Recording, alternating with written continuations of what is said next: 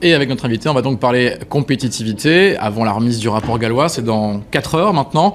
Bonjour Jean-Christophe Prunet. Bonjour. Vous êt président de Rohde & Schwarz en France. Tout à fait. Ce qui est intéressant, ce qui va nous intéresser, c'est que c'est une société allemande.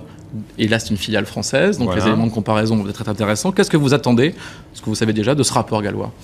Ce qu'on attend, comme notre Rohde & Schwarz par exemple est en France, on attend surtout que les entreprises françaises se portent mieux.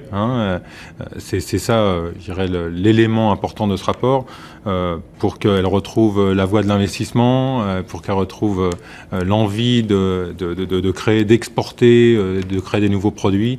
Parce qu'à ce moment-là, évidemment, les entreprises allemandes, entre autres fournisseurs de produits d'investissement, je dirais, continueront à coopérer avec toutes ces entreprises.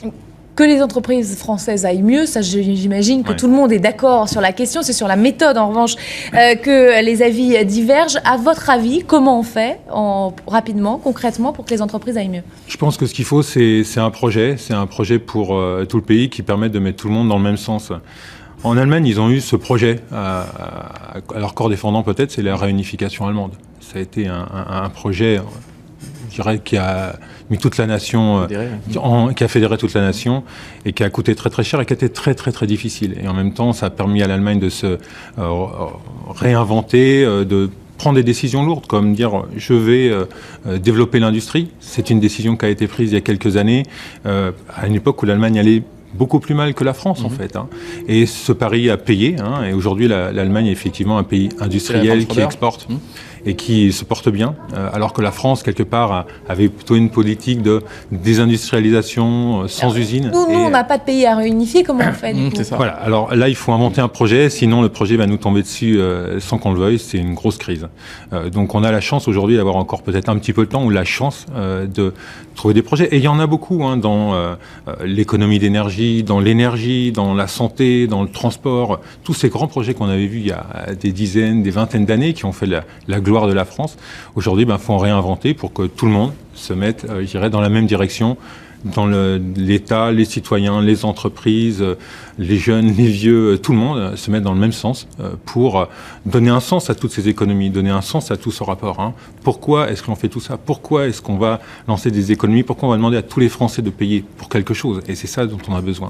Concrètement, vous, donc, votre société, juste pour le rappel, vous faites des produits dans l'électronique, dans la télécommunication. Rohde & Schwarz, on est dans l'électronique, dans les systèmes radio. On a 3 grands domaines. Le test et mesure, un autre domaine qui est le système de communication pour la défense et la sécurité, puis un autre domaine qui intéresse iTélé. On fournit, je dirais, presque la totalité des émetteurs de la TNT en France. D'accord. Donc évidemment, quand il y a des projets en France, quand il se passe des choses en France, c'est très intéressant pour nous. Et malheureusement, d'ailleurs, sur ces domaines, je dirais un petit commentaire, on avait des concurrents français il y a quelques années.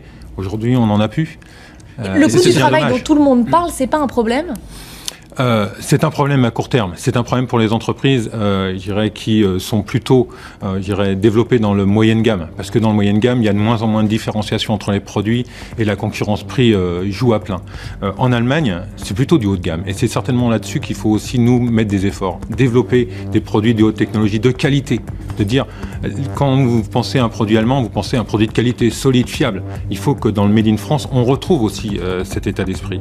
Sinon, quelque part, on s'en sortira pas. Parce qu'on aura toujours cette problématique de prix.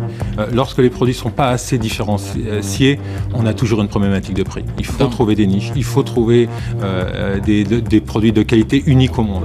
D'un mot, vous y croyez à ce rapport, vous croyez qu'on va il faut faire quelque chose. C'est évident qu'il faut faire quelque chose. On ne peut pas rester comme on est. Je pense qu'il y a un autre sujet qui est très important, qui je pense est dans le rapport, c'est tout ce qui concerne le développement de la spécificité française. Pourquoi est-ce qu'en France, il y a encore des entreprises qui viennent investir aujourd'hui ? C'est pas pour les raisons fiscales, sociales, etc. Non, c'est parce qu'il y a des compétences qu'on ne trouve pas ailleurs dans le monde. Et ça, alléger les charges, ça servirait bien pas sûr, rien. C'est pas suffisant. Bien sûr, ça sert à court terme, ça sert pour aider, pour passer une étape, mais c'est une étape qui ne doit servir que dans le cadre d'un projet, d'aller un petit peu plus loin. Sinon, on va dire, malheureusement, le problème, il va se reposer rapidement. Tant qu'il n'y a pas de projet, on aura beaucoup de mal à s'en sortir. Merci Jean-Christophe Prunet d'être venu sur le plateau de 6-9 ce matin.